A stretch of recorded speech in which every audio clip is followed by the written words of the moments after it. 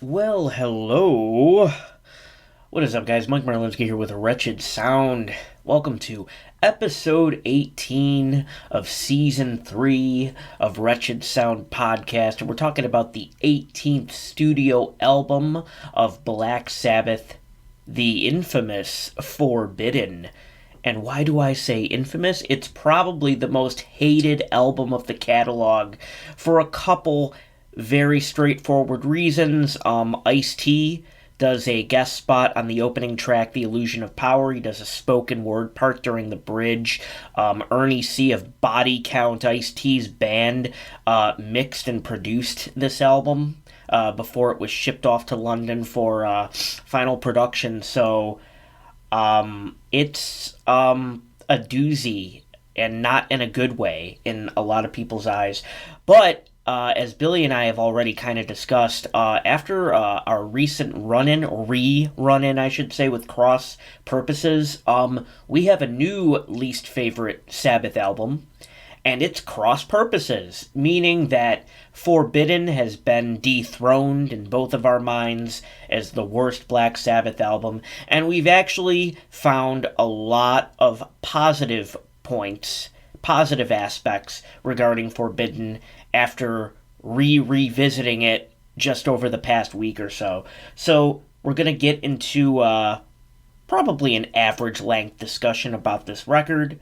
If anyone's following along, leave us a comment and let us know your thoughts. I'm sure you hate this record as much as I think you do, if that makes any sense. But no, maybe we'll talk about some things that might sway that opinion a little bit, hopefully.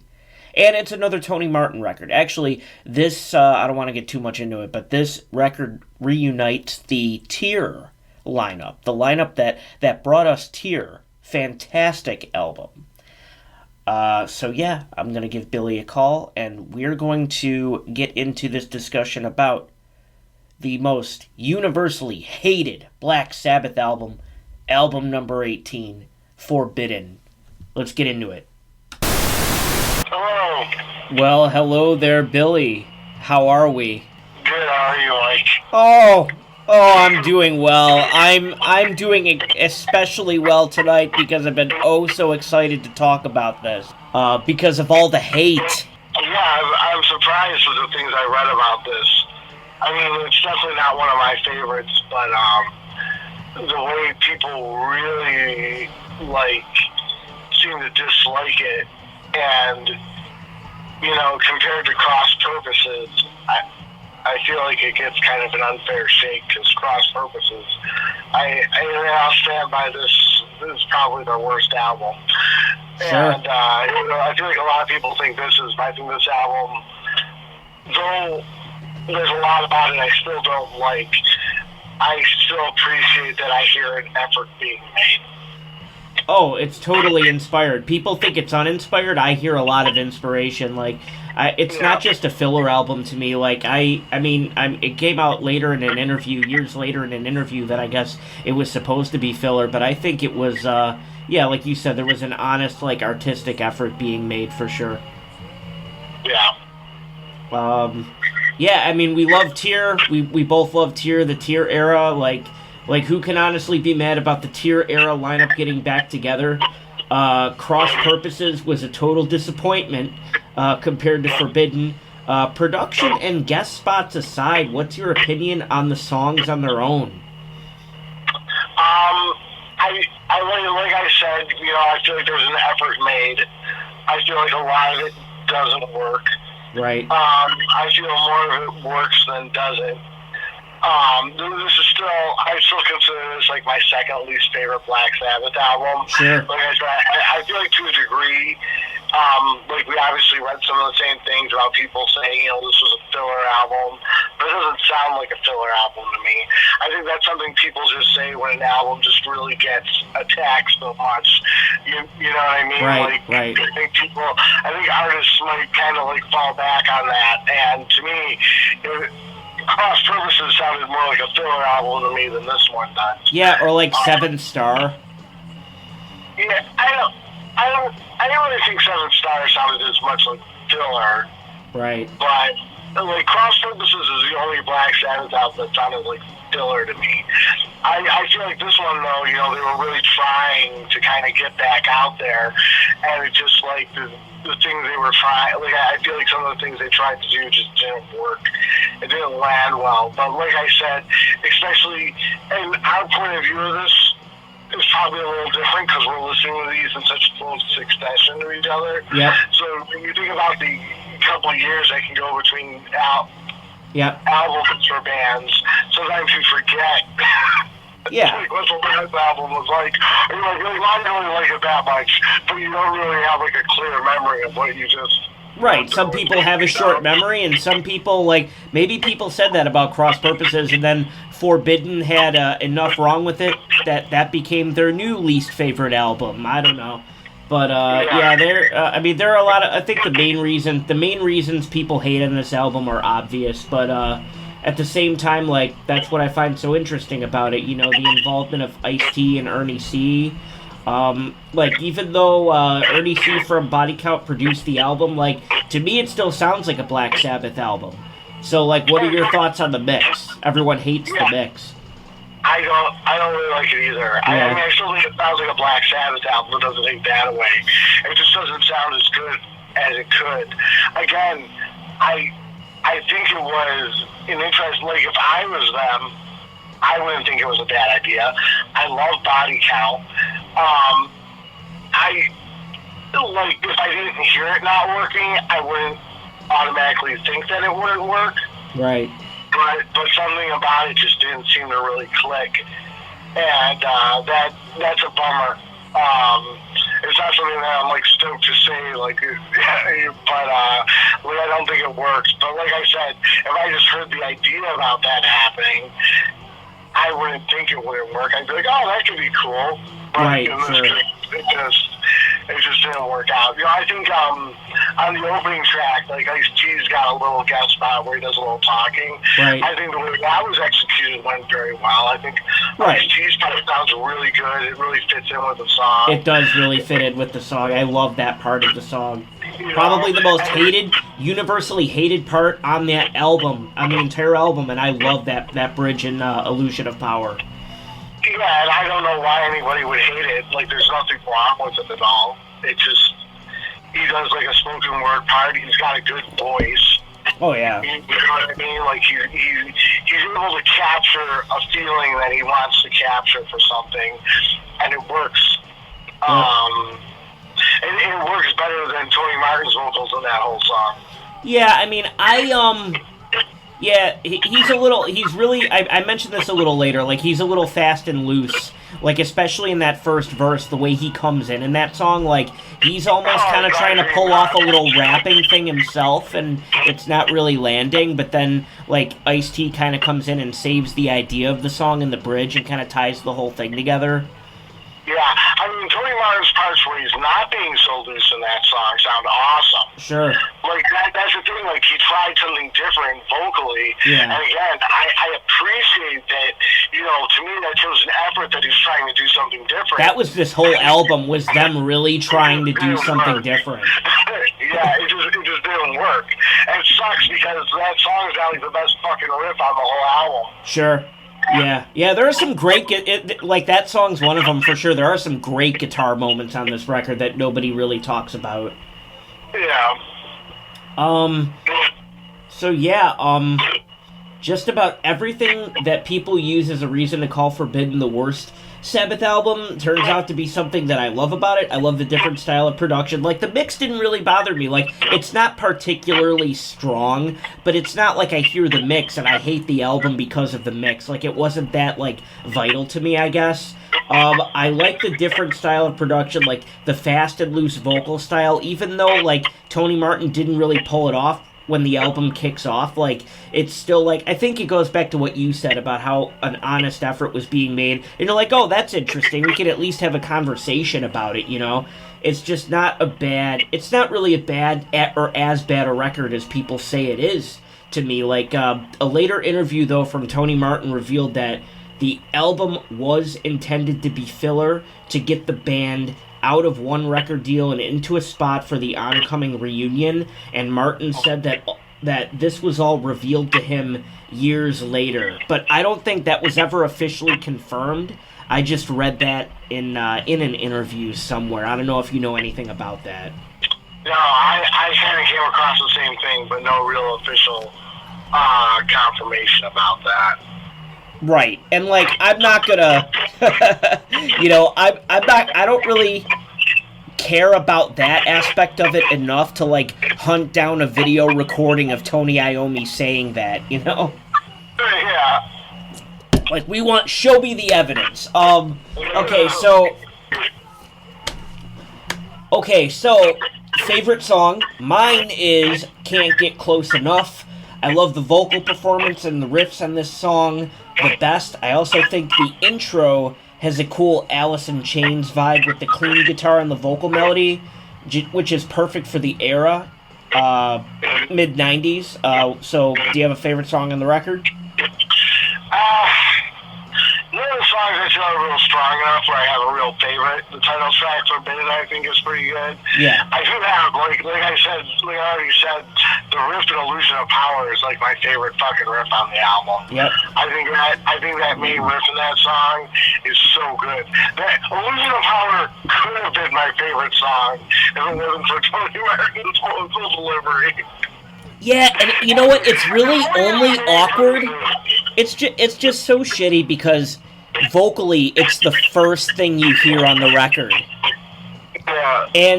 But to me, that's the only time the song is really awkward. When he first drops in, it's so weird compared to everything else you've ever heard come from not only Sabbath, but just Tony Martin.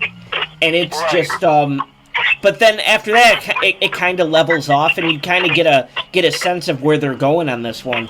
But I totally agree. It's there was something about that first verse especially that is just kind of messy and kind of off-putting. Yeah.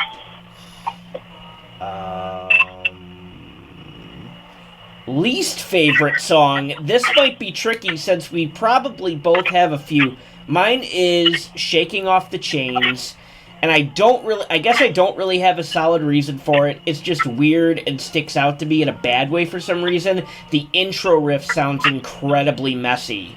And I know I just said that about like the first verse vocally in Illusion of Power, but like there are so many other like cool things that happen in that lead-off track. But like I just think Shaking Off the Chains is kind of a mess from the very first note, and then the vocal melody that comes over it and tries to like sync up with the guitar is like really forced and kind of spacey, but not in a good way. So could you narrow down a least favorite song? Oh, absolutely. Get a grip. Get a grip. Actually, yeah, I think I read that. I think I read a lot of people saying that. Fucking ridiculous. Like Black Sabbath trying to write a song about gang violence. It's like, just no. It really wasn't just them, It's like, you think about the 90s, like 95 when this came out. Yeah. And, but in retrospect, like, because we just had, like, we didn't have the computer to really get, like one of the benefits of the internet is how you can get a lot of people's perspective, which is a good and a bad point. But you kind of get more of a point of people in different communities that you're not a part of. And in the 90s, there was this white guy metal mentality of trying to, like, talk about gang violence. Sure. And sometimes it came off in a cooler way, even though it's still really corny, like with Queensryche's Empire. A great song. Should they really be talking about that? Right. Probably sure. not. And Black Sabbath did it in a much worse way with this. Like, Get a Grip, it just sounds so corny. Right. And, and I can't think of them off the top of my head, but I know I have some other metal albums where that kind of, that kind of stuff was talked about. And it's just like, this isn't your world, man. Right. You're kind of like taking things you see from a white news network perspective and putting, and then having this, I'm not trying to say it's a race thing, but you know what I mean? But at the time, the communities that people were talking about, it's really just you're not. You might think you're helping, but you're not. I mean, we don't have to get into it, but I think there is, at the very least, a percentage of people who greatly dislike this album, who have racism to blame for a little bit of the fuel behind that. I mean, I think that there's a certain percentage of Black Sabbath fans out there who have a little racism to them, and that just the idea of Ice-T or Body Count being involved with the record was enough of a turnout. I mean, we don't really have to get into that, but I mean, no, I agree with what you're saying about the gang violence, the gang violence, like, subject matter, like, because it's just, like you said, it's not their world, and the way they convey the idea, you can tell that they don't belong. There's just this feeling of, you're pretending to be something you're not. You don't belong here. You shouldn't be talking about this. Somebody that's actually had to deal with this in their life or grow up in that environment is going to have something negative to say about you talking about it the way you're talking about it. Like, I can't help but wonder if Ice-T or Ernie tried to talk him down from that one, and they just couldn't do it. Well, that's a good point. It's like, what was there a conversation in the studio pertaining to that song, and how did that conversation go down? Like, all right, listen. I've been, like, I don't want to assume, but I just hear him saying, like, listen, I've been shot at, and I really don't think you've ever been shot at. So, yeah, I don't see how you are going to sell this to people. Yeah, because Ice-T was pretty confrontational with a lot of yeah, of course. Because he's like, I don't know how much you've read about Ice-T or kept up with him, but he's really been, he's a rapper, he's always, even before he started Body Count, he's had a lot of connections in, like, the punk and metal scene. Mm-hmm. Like, he's a crossover artist. Yep.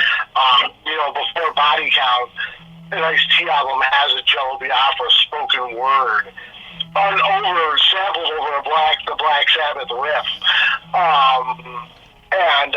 So he's like he's no stranger to all of that. Right. And he, like, if my memory serves, he made a point to have, like, discussions with, like, Axl Rose about the language he chose, and sometimes, you know what I mean? Yep. He's not a person who, he'll let you know what's on his mind, from what I understand. Sure. Right. Yeah, it's one of those cringe moments, it's just a really long cringe. Yeah, it is. It's like the lyrics of that song just, like, ruin the whole thing. So, the song's not really that great anyhow. I guess of all the musical songs you're going to ruin, right. It's probably the best one to do it. Sure. I mean, it's already going a bad way. You might as well finish it off. No sense in beating a dead horse. So, on to some better news. To me, it's better news. The album cover. I actually love this one. I'm a sucker for the Grim Reaper, and I think the animation style on this album is really cool. It's just a shame the music doesn't match the imagery. Yeah, the album cover's amazing. It's one of their best. It's great. Isn't it great? And, like, you expect it to sound one way. To someone who would just buy that album off the cover and have no idea, you put it on and, look at the discussion we just had about, gang violence lyrics and Tony Martin practically trying to rap at the start of the record. And, it's a great album cover. It's so fantastically done. So, you kind of already answered this question. I guess I'll reword this a little bit. So, like, it's a tad off topic, but, like, I guess I wasn't really a Body Count fan until I started this webzine a few years ago, and, like, former colleagues insisted on writing about them. And it's not something I listen to often, but I really enjoyed the Bloodlust album that came out in 2017, and I worked the discography backwards from there. So, like, what do you... I already know you're a Body Count fan. I don't need to ask you that, but, like, what do you, what do you recommend? Like, or what stands out the most to you in the discography? Man, the newest album, Like, the thing about Body Count is they're a band that gets better with every fucking album. And I'm trying to... Carnivore is the newest one that came out in 2020. If you haven't checked that one out yet, it is fucking awesome. No, I haven't listened to it yet. Riley does guest vocals on a song from Power Trip. Okay. Yeah. They fucking, it's so fucking good. They do a metal version of the song Colors on it. Oh, cool. Okay. It's so good. Like, the whole album, just like, cause like, yeah, Bloodlust is fucking amazing. Like, Bloodlust is so good, especially like the time it came out. Like, again, that's like Ice-T is like really... Ice-T is really good at putting a perspective on things. Yeah, he's got his finger on the pulse. He really connects with current events. Like, he really pays attention and really, like, speaks the right message to society at a given time. Right, and he really, like, nails it, like, on Bloodlust and, again, on Carnivore. It's just, like, he's, like, the lyrics are right on point. The fucking, the music is just brutal. I mean, it's so good. Unfortunately, I've never gotten to see Body Count live. I'm hoping when things go down, especially, like, I really got into Carnivore over the pandemic. Yeah. And it's such a great album. It's looking, like, unbelievably good. Like, I knew I was going to like it, but I just can't believe how much I liked it. Sure. Yeah, I totally get it. I mean, the last thing I really had for this was... going back to a conversation we had at the end of the last episode, because we both kind of knew this was going to happen, that our perspective was going to shift a little bit after just taking in Cross Purposes again recently. So, like, how did you feel about Forbidden before we did this podcast versus how you feel about it now after revisiting all these albums in order?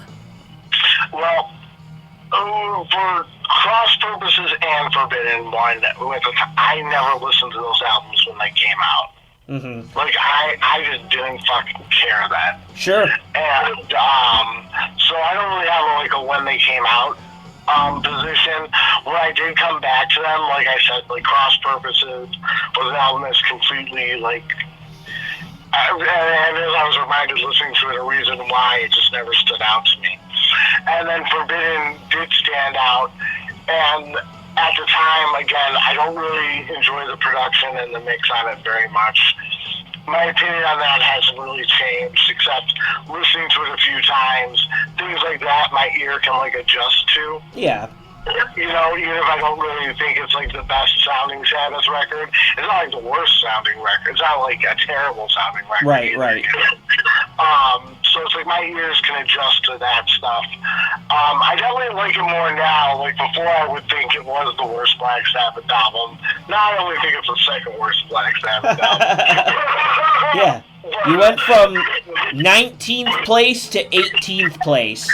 Yeah. And look at that. It's record number 18. And I just kind of, like, it's just like one of those things that, in my, I can appreciate the effort of the album more, kind of, especially looking at it the way we are for this. And again, after going into it after Cross Purposes, I can appreciate the risk-taking and that they did on it more now.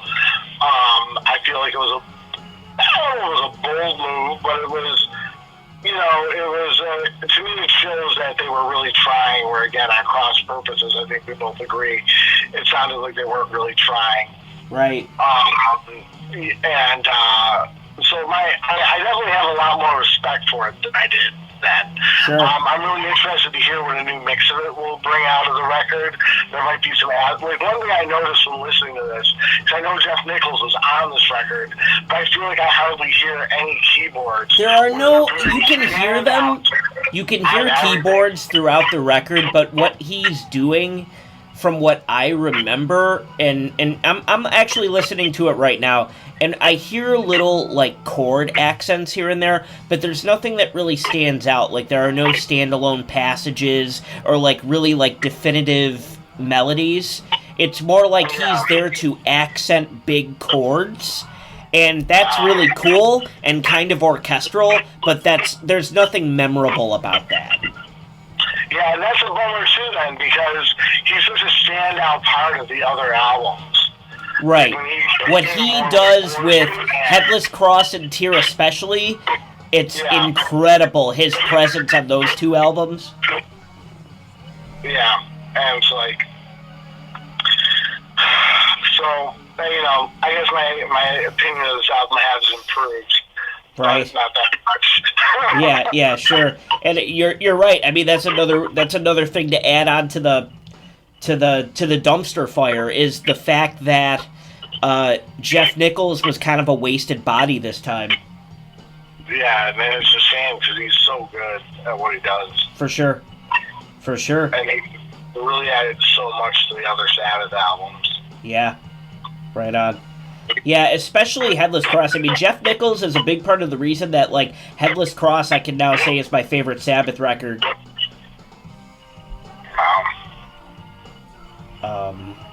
So did you, did we miss anything? Did you have anything you wanted to say in conclusion? You usually have some strong tie-in at the end that I'd love to hear it, if you have one. I don't really have a strong tie-in. I think we covered most of it because I just feel like it's I might just want to reinforce that I really don't think that anybody who might think that from what was said. I think there's a lot of bitterness that's just being cast about when people say this is just a filler album. Because, again, I mean, it's definitely not the strongest, but it doesn't sound like a filler album to me. I mean, even if you know, besides the fact that they're trying different things, but then if you think about it, it's like, if you were making a filler album, why would you try to get, artists that are really making more, this was when Body Count was, at their, they were a big fucking deal then. You know what I mean? Well, they just came out in 1990, so by 1994, 1995, they were huge. Yeah, so it's why would you be calling in, Ernie C and Ice-T to help you with your album if you're just making a filler album? Yep, right. Yeah. You know what I mean? Why would you just go to some, whatever producer? Yeah, there's something really sus about how delayed that narrative was about it being a filler album and setting up the reunion. Yeah, and especially if it's Tony Martin saying it. Yeah. Because, he could have just been being bitter about not, you know what I mean? I mean, I don't blame him. Right, sure. Oh, yeah. I mean, it's one of those artistic things. It's you're gonna say this years later, and, you're gonna, try to be over smart and say, oh, I knew it was gonna be this the whole time. Well, maybe you just fucked up in people's eyes, because you know what it is? Here's what it is, it's almost like it's been so long since, and this same narrative's been passed around by so many people, it's almost cool to say that Forbidden is the worst Sabbath album. It's almost cool to say that because it's such a cold take, and nobody really wants to. Most people are non-confrontational like that. Nobody's gonna argue for Forbidden, Yeah, but then when you tell them the way back cross purposes is way worse, they're gonna be like, I don't remember what that one sounds like. It's exactly. Yeah, exactly.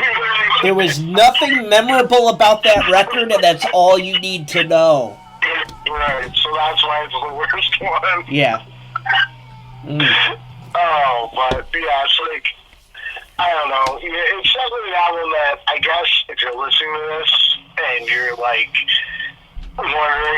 why you're even talking about Forbidden, I think it's worth another listen for somebody. Oh my god. I think there's things about it that kind of smooth out if you do a couple listens of it, because there's definitely things that sit better with me after listening to it repeatedly that didn't after one listen and being I don't want to ever fucking hear this again. Right. Even as an awkward vocal delivery, it's I can't really argue much in favor of it, or I can't say I like it, but after a couple listens, again, I kind of started to just roll with it more and got used to it. You know what I mean? It's a lot. There are parts of this album. There are parts of this album like that are you know, the cringe moments that are a lot like memes. And it's like, you just want to pass it around and so people can see it or hear it to believe it. And, like, at the same time, like, there are a lot of cringe moments on the record where, like, there is a badass riff or something. Like, there was so much musical potential there. And, like, a lot of moments with Jeff Nichols were squandered. Like, he was underutilized and all that. So, like, I think it's worth talking about just how many risks were taken, and at the same time, like, how many opportunities were missed. Like, those are two big reasons it's worth the conversation to me. Right. There's a lot of good riffs on this album. Right. Like, this album, like, definitely had the potential to be better than it was. And so that is kind of a sad part of it. And again, who knows what they might be able to bring out. I mean, I don't know how much of that kind of stuff you can fix in a remix and a remaster, but there's some things you might be able to help, you know. Sure. Definitely, Right. if you can kind of clean up the sound a little bit, that's a start. I mean, you can't fix it unless they go really all out and, like, redo some of the vocals and be like, maybe we should have done the song like this. Yeah. I don't think they're going to go that far with any of it. But Hey, Tony Martin remastered box set on the way, right? yeah, Right. Hey, and you know what? It should happen, and there should be, even if it's delayed, there should be some praise going his way, because, you know, he was the second longest running vocalist of Black Sabbath, and nobody even knows who the fuck he is. So I know we've said that before Yeah. too. So yeah. Again, he's a great singer. And again, I mean, I feel like he shines a lot more on Headless Cross and Tear than he does on Cross Purposes or this one. And I don't know why that. I mean, this album, again, it's like he's trying some things that just don't work. But he still has this great voice. I think, I don't know, it's like, there's parts of this album and Cross Purposes that do just bum me out after revisiting Tear. Because even though I like Headless Cross more, his vocals on Tear and some of the things he does right. just fucking blow my mind. It's just like, it's really creative, it's strong, it's so good, and it's just like such a fucking bummer. Yep.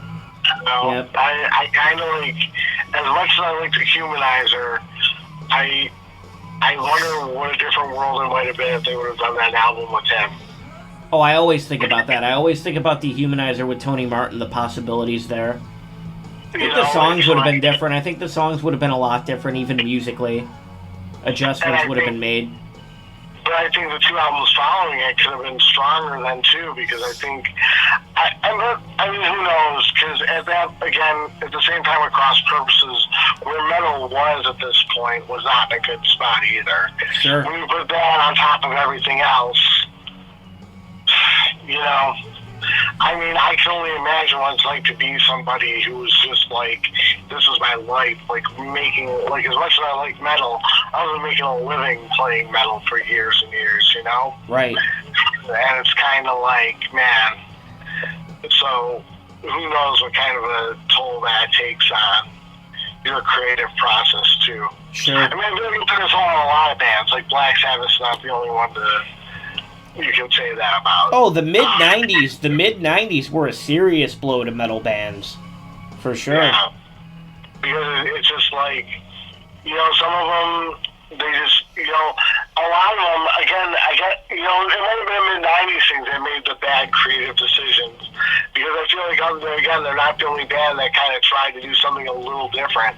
Not even like to blend in, just to kind of like stand out more. Yep. And it just didn't work for them, you know? Like not only not just the commercial level, but not being very good level. Yeah. No, you're right. You're right. Mm-hmm. And sometimes it's like, you know, but again, hindsight's 2020. If bands would have kind of stayed down like a certain road and kind of did what they were doing, not that they need to make the same album all the time, but kind of stayed more on like the path they had without that kind of stuff getting in the way. They might have had more staying power. Right. Sure. You know, I kind of look at it like, you know, I'm going to make a comparison of that to, you know, today the new Every Time I Die album just came out. Right. And I don't know if you follow them at all. No, not for years, honestly. But yeah, I saw that Radical came out. And they're a band who, one of the things I think helps them have such staying power, even though I know the music world's a different place now than it was then, but I feel every album they do, they kind of push the envelope a little bit, but at the same time, they keep their sound centered. They'll throw in a couple of weird things, you know, something a little, you know, out of their comfort zone maybe for them.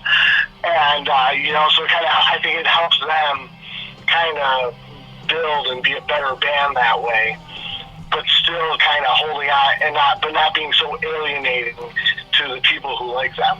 You know what I mean? Yep. And I feel like in a lot of ways, up until a point, Black Sabbath was like that too. And, you know, this was like when they lost it. Yeah. Yeah, it's been, it's been quite a career. And they have quite the catalog, and I'm kind of bummed that we've only got 2 records left after this, because just especially these last, like, 6 or 7 records, all the lineup changes and stylistic changes, it's such a ride. Yeah, there's a lot more. I feel like it's like, because even the next 2 you're talking about, just we're going to do 13, and then the Heaven and Hell album, right? Yep. And I like both those albums a lot. Even though I think 13 has a little more that can be criticized about it. Sure. But that's another story that we'll get into when we get to it. But all in all, like, story-wise, I feel like there's a lot lost. You know what I mean? It's like, it was interesting, because it's like, all right, another Ozzy album, another Dio album. Oh, I know, yeah. You know, I mean, greatly, I love Ozzy and Dio, again, I like those albums. But I feel like the story-wise, buying them just isn't going to be as good. Right. But you know, there were 2 studio tracks on the Reunion album, too. Oh, yeah. And that's something, honestly, like, that's something I still have to delve into. No, yeah, those are good songs. Like, the lyrics aren't great, but Ozzy's really good at delivering lyrics that aren't great, and he's got that iconic voice to back himself up. Yeah, exactly. Like, his voice is so strong and so iconic. It's kind of like, oh, this is silly, but whatever. Sure. Right. But those songs are great, and those were 2 studio songs. I believe those 2 studio songs are the last things they probably ever recorded with Bill Ward. Yeah, I mean, I'm gonna have to take a listen to all this, because we're gonna be wrapping this up in a couple weeks, and you know, I'm gonna have to. At that point, I'll be out of studio albums, so like, you know, I gotta take it all in, everything that's left at some point. Yeah, I mean, you should give those 2 songs a listen at least, so we can, because I think with 13, you got those 2 songs, and then you did the end EP. Mm-hmm. We were kind of like correlate those all to the 13 episode, because the exception of a drummer on 2 of those songs, it's the same band. Right. Yeah, 13's going to be interesting. I want to do 13 next. I want to save Heaven and Hell for last, even though the Heaven and Hell record came out beforehand. Right. I just think that makes the most sense. For contractual reasons, it's not a Black Sabbath album. Right, yeah. I mean, it isn't, but it is. I don't know. I consider it the 20th album. I guess a lot of people are against that, but like I said, just for contractual reasons, it's not for contractual reasons, yes, we have to, you know, keep it separate. I understand. All right. Well, are you what do you got anything else before we get out of here? No, I think that about covers it. I knew you were gonna have something good at the end. You always have something really lengthy, well spoken. Yeah. It was something about forbidden. It's just not as bad as you think it is. It's not as bad as you think it is.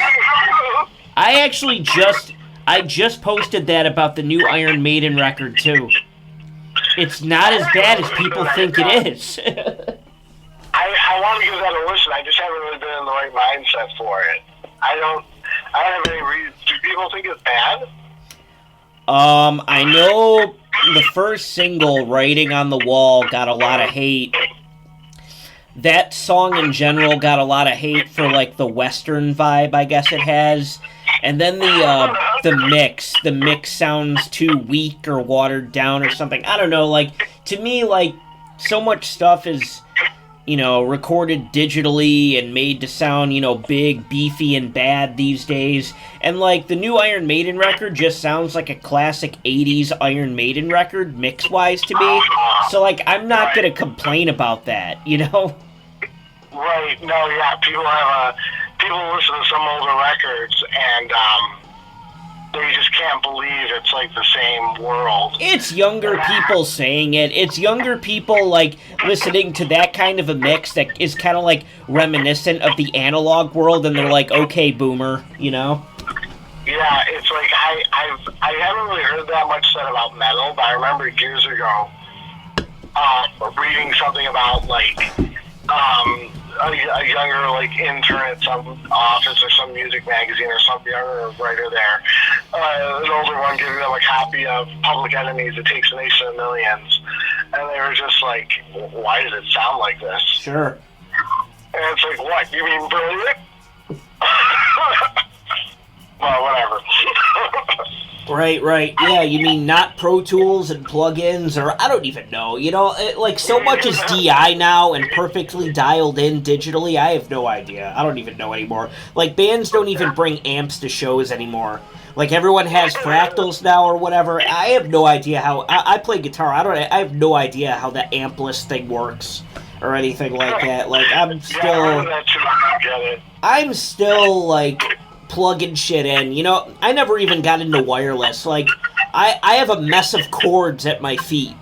You know, I have my guitar and my bass and my amp at my feet, and I have all these cords, like, entangled, and, like, I don't know, that makes me feel comfortable. Yeah. Well, alright, we'll get into 13 when we get into 13.